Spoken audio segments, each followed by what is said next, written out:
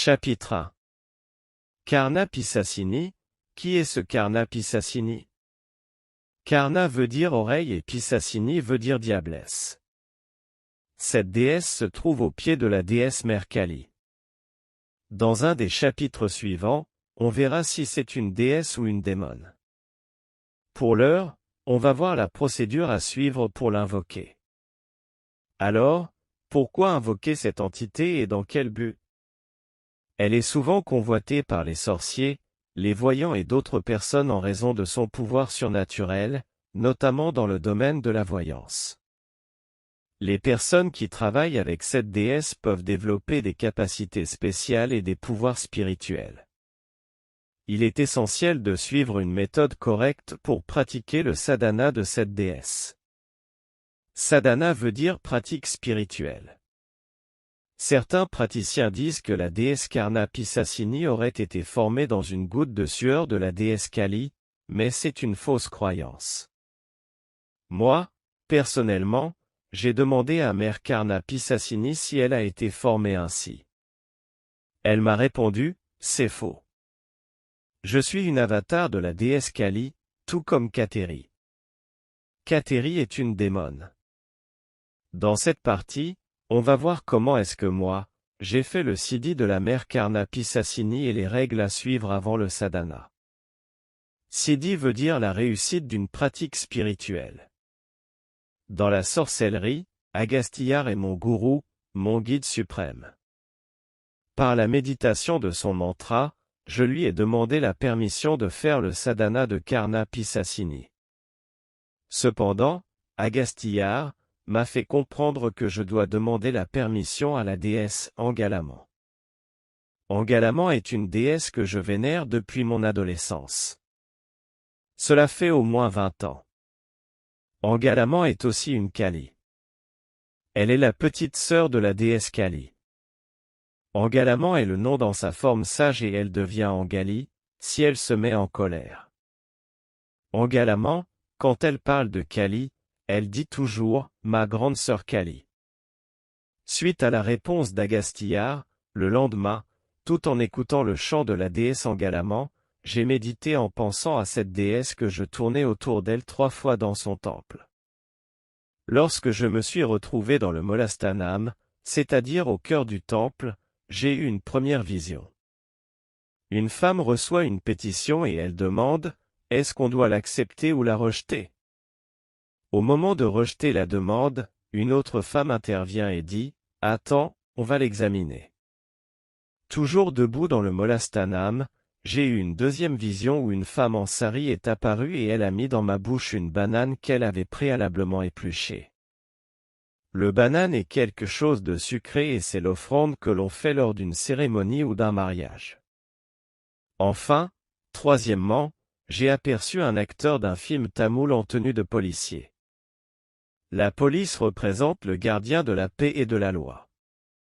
Donc, j'ai tout de suite compris que la déesse Angalama m'a donné la permission de faire le sadhana de la déesse Karna Pisassini.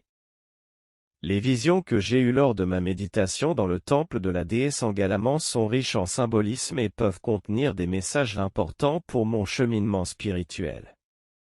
La pétition et l'examen, la première vision de la femme recevant une pétition, avec une autre femme intervenant pour examiner la demande, peut symboliser le processus de discernement et de prise de décision dans notre pratique spirituelle.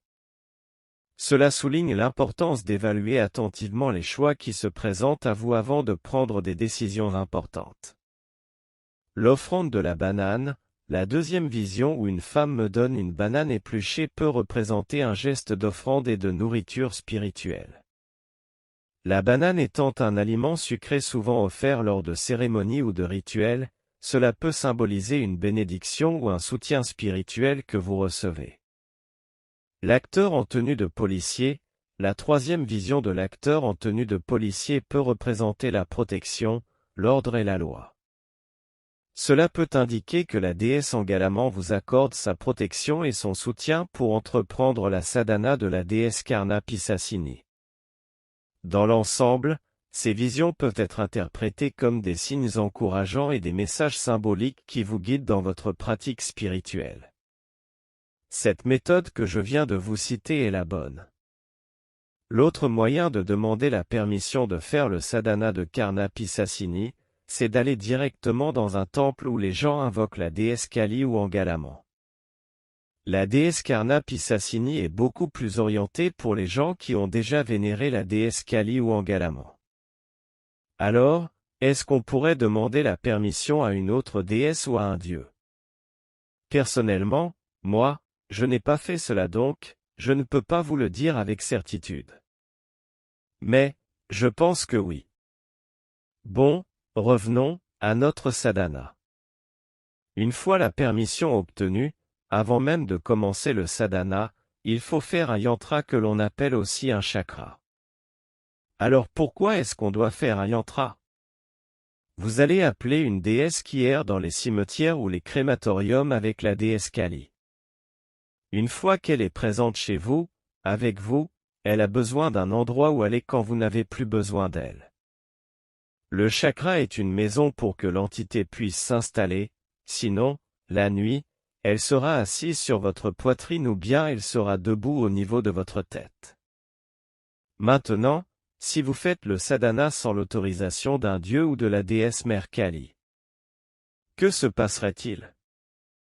Là, c'est comme si vous aviez creusé votre propre tombe. Il y aura des effets secondaires directement ou indirectement.